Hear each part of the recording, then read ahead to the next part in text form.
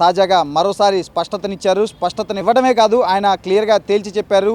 మూసీ పైన ముందడిగే తప్ప వెనకడుగు వేసేది లేదని చెప్పి కూడా ఆయన తేల్చి చెప్పారు. ఇక ప్రతిపక్షాలు ఎన్ని కుట్రలు పన్నినా, ఎన్ని అడ్డంకులు సృష్టించినా కానీ మూసీ విషయంలో మాత్రం వెనకడుగు వేసేది లేదు అంటూ కూడా సీఎం రేవంత్ రెడ్డి తాజాగా మరోమారైతే తేల్చి చెప్పిన పరిస్థితి అయితే ఉంది. ఇక మీడియా ప్రతినిధులతో సీఎం రేవంత్ రెడ్డి జూబ్లీ హిల్స్లోని తన నివాసంలో ఒక చిట్చాట్ కూడా నిర్వహించారు. ఈ చిట్చాట్లో కొన్ని ఆసక్తికరమైన విషయాలను, అలాగే కొన్ని సంచలన వ్యాఖ్యలు కూడా సీఎం రేవంత్ రెడ్డి చేశారు. అందులో ప్రధానంగా మనం ఒకసారి మూసీ గురించి చూస్తే, మూసీ విషయంలో సీఎం రేవంత్ రెడ్డి మొదటి నుంచి కూడా చాలా స్పష్టంగా చెప్తూ వస్తున్నారు.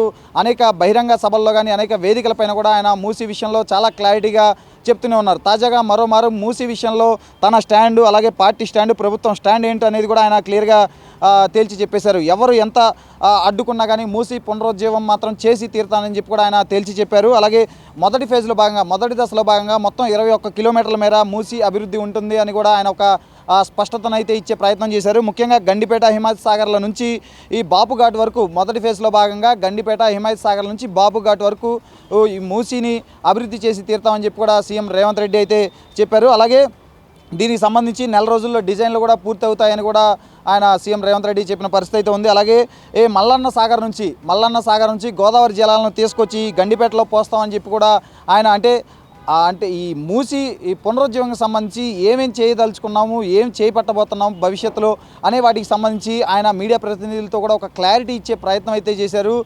ఎందుకంటే మూసీకి పునరుజ్జీవం కల్పించడానికంటే మూసీలో ప్రస్తుతం అయితే మురికి నీరు పారుతుంది కాబట్టి, అలాగే వ్యర్థాలు, అలాగే రసాయనాలు ఇవన్నీ పారుతున్నాయి కాబట్టి వీటన్నిటి నుంచి కూడా మూసీకి విముక్తి కల్పించాలి అంటే ఖచ్చితంగా గోదావరి జలాలని తీసుకురావాల్సిందే అని చెప్పి కూడా ఈ గోదావరి జలాలను మల్లన్న సాగర్ నుంచి గోదావరి జలాలను గండిపేటకు తీసుకొస్తామని చెప్పి కూడా ఆయన తేల్చి చెప్పారు.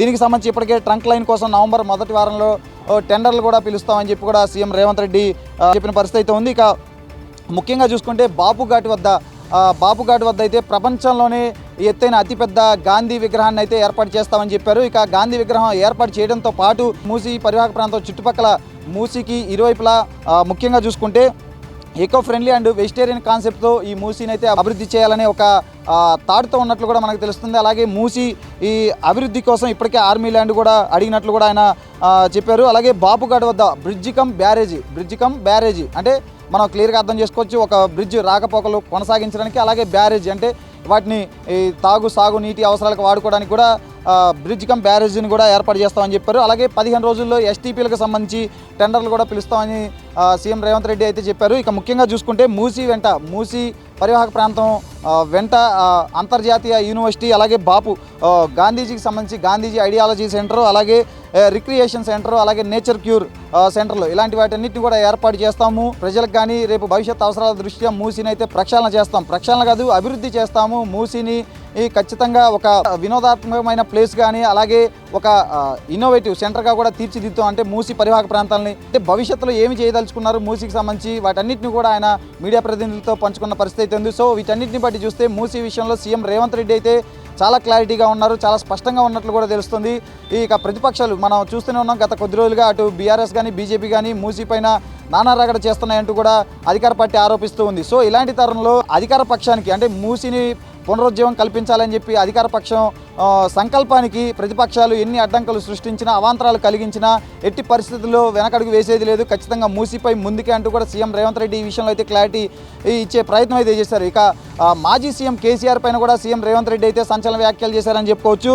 మాజీ సీఎం కేసీఆర్ ఒక ఎక్స్పైరీ మెడిసిన్ అంటూ కూడా ఆయన కొన్ని సంచలన ఆరోపణలు చేశారని చెప్పుకోవచ్చు.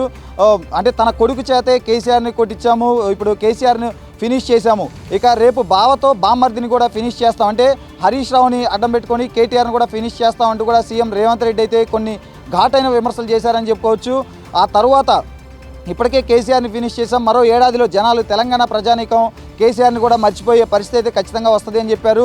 ఇక బావతో అంటే హరీష్ రావుతో కేటీఆర్ని ఫినిష్ చేస్తామని చెప్తున్నారు. ఇక ఆ తర్వాత మిగిలేది కేవలం హరీష్ రావు మాత్రమే.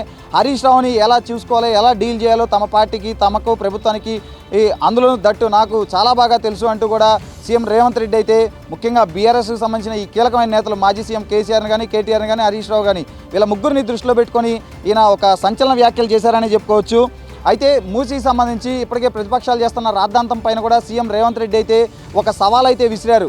మూసీ పైన ప్రధానంగా అటు బీజేపీ నేతల్లో ప్రధానంగా చూసుకుంటే ఈటెల రాజేందర్ ఎంపీ, మల్కాజ్గిరి ఎంపీ ఈటెల రాజేందర్, అలాగే బీఆర్ఎస్ నేతలు హరీష్ రావు కానీ కేటీఆర్ కానీ వీళ్ళంతా కూడా మొదటి నుంచి ఈ మూసీ పునరుజ్జీవంపై అవరోధం కల్పిస్తున్నారు. కాబట్టి మీ అందరికీ ఒకటే సవాల్ విసురుతున్నాను, నాతో పాటు వాడపల్లి నుంచి వికారాబాద్ వరకు నేను పాదయాత్ర చేస్తాను, నాతో పాటు మీరు రండి. అక్కడ కనుక ప్రజలు కనుక మూసీ అభివృద్ధి వద్దు అంటే కనుక తాను ఆగిపోతాను, ప్రజల్ని అడుగుదాం మూసీని అభివృద్ధి చేయాలా వద్దా అని, అప్పుడు దాన్ని బట్టి తేల్చుకుందాం అంటూ కూడా ఆయన ఈటెల రాజేందర్ కానీ కేటీఆర్కి కానీ హరీష్ రావుకి కానీ సీఎం రేవంత్ రెడ్డి అయితే సవాల్ విసిరిన పరిస్థితి మనం చూడొచ్చు. మీడియా ప్రతినిధులతో మాట్లాడుతూ ఆయన ఈ సవాల్ను కూడా విసిరారు. ఇక ముఖ్యంగా చూసుకుంటే ఇక గత 2 రోజులుగా తెలంగాణ రాష్ట్ర వ్యాప్తంగా సంచలనం సృష్టించింది జన్వాడ ఫామ్ హౌస్లో రేవ్ పార్టీ వ్యవహారం. సో దీనిపైన కూడా సీఎం రేవంత్ రెడ్డి అయితే ఫస్ట్ టైం తొలిసారిగా స్పందించారు. ముఖ్యంగా కేటీఆర్ బామ్మర్ది రాజు పాకాల విందుపై సీఎం రేవంత్ రెడ్డి అయితే హాట్ కామెంట్స్ చేశారని చెప్పుకోవచ్చు. జనరల్గా దీపావళి పండుగ అంటే మాకు చిచ్చుబుడ్లు, కానీ వాళ్ళకు మాత్రం సారా బుడ్లు అంటూ కూడా ఒక వ్యంగ్యంగా విమర్శనాత్మకంగా కూడా విమర్శించే ప్రయత్నం అయితే సీఎం రేవంత్ రెడ్డి చేశారు. జనరల్గా దీపావళి దావత్ అంటే అలా చేస్తారా తమకు తెలియదు అంటూ కూడా సీఎం రేవంత్ రెడ్డి కేటీఆర్ను అలాగే కేటీఆర్ బామ్మర్ది రాజు పాకాలని ఉద్దేశించి ఆయన చాలా వ్యంగ్యంగా కూడా వ్యాఖ్యలు చేశారని చెప్పుకోవచ్చు. ముఖ్యంగా అంటే ఆ ఫామ్ హౌస్లో జన్వాడ ఫామ్ హౌస్లో జరిగింది రేవ్ పార్టీ కానప్పుడు అంత భయం ఎందుకు పారిపోవాలి, రాజు పాకాల ఎందుకు పారిపోవాలి అంటూ కూడా సీఎం రేవంత్ రెడ్డి ప్రశ్నించారు. అలాగే ఏ తప్పు చేయనప్పుడు హైకోర్టులో ముందస్తు బెయిల్ ఎందుకు వేశారు అంటూ కూడా సీఎం రేవంత్ రెడ్డి ప్రశ్నించిన పరిస్థితి అయితే ఉంది. ఇక దావత్ చేస్తే క్యాసినో కాయిన్స్ విదేశీ మద్యం ఆ ఫామ్ హౌస్లో ఎందుకు దొరికాయి అంటూ కూడా సీఎం రేవంత్ రెడ్డి అయితే రాజ్ పాకాలను అలాగే కేటీఆర్ను ముఖ్యంగా బీఆర్ఎస్ నేతలు ఎవరైతే సమర్థిస్తున్నారో ఈ జన్వాడ ఫామ్ హౌస్లో జరిగింది రేవ్ పార్టీ కాదు, అది ఫ్యామిలీ పార్టీ అంటూ కూడా బీఆర్ఎస్ నేతలు గత 2 రోజులుగా కూడా చెప్తూ వస్తున్నారు. సో ఇలాంటి తరుణంలో సీఎం రేవంత్ రెడ్డి ఇప్పుడు దానిపైన స్పందించడం, హాట్ కామెంట్స్ చేయడం కూడా ఇప్పుడు సంచలనంగా మారిందనే చెప్పుకోవచ్చు. ముఖ్యంగా మనం చూసుకుంటే రేవంత్ రెడ్డి అయితే ఇప్పుడు ప్రధానంగా మీడియాతో చిట్చాట్లో 3 ప్రధాన అంశాలని ఆయన ప్రస్తావించారు. మీడియాతో తన ఫ్యూచర్ ప్లాన్ అంటే ఏం చేయబోతున్నాం, ఏ విషయాల్లో ఏ విధంగా ఉండబోతున్నాం, తెలంగాణలో రాజకీయాలు ఏ విధంగా ఉన్నాయి, ఇలా అనేక విషయాలను కూడా ఆయన మీడియా ప్రతినిధులతో పంచుకున్నారు. అందులో మనం ప్రధానంగా చూసుకుంటే ఒకటి మూసీ పైన ఆయన క్లియర్గా ఉన్నారు. మూసీ విషయంలో మాత్రం ఎట్టి పరిస్థితుల్లో వెనక్కి తగ్గేది లేదు అని తేల్చి చెప్పారు. అలాగే ప్రతిపక్ష నేతలైన బీఆర్ఎస్కు సంబంధించి మాజీ సీఎం కేసీఆర్, కేటీఆర్, హరీష్ రావు విషయంలో ఇప్పటికి ఏం జరిగింది, తర్వాత ఏం చేయబోతున్నాం అనే విషయంలో కూడా ఆయన మీడియా ప్రతినిధులకైతే ఒక క్లారిటీ అంటే ఒక క్లారిటీ పిక్చర్ ఇచ్చే ప్రయత్నం అయితే చేశారు. అలాగే ఇక జన్వాడ ఫామ్ హౌస్ వ్యవహారం పైన కూడా సీఎం రేవంత్ రెడ్డి స్పందించి హాట్ కామెంట్స్ అయితే చేశారు. మరి ఇప్పుడు సీఎం రేవంత్ రెడ్డి చిట్చాట్లో చేసిన కామెంట్స్ పైన ప్రతిపక్ష నేతలు ఏ విధంగా స్పందిస్తారో కూడా చూడాలి.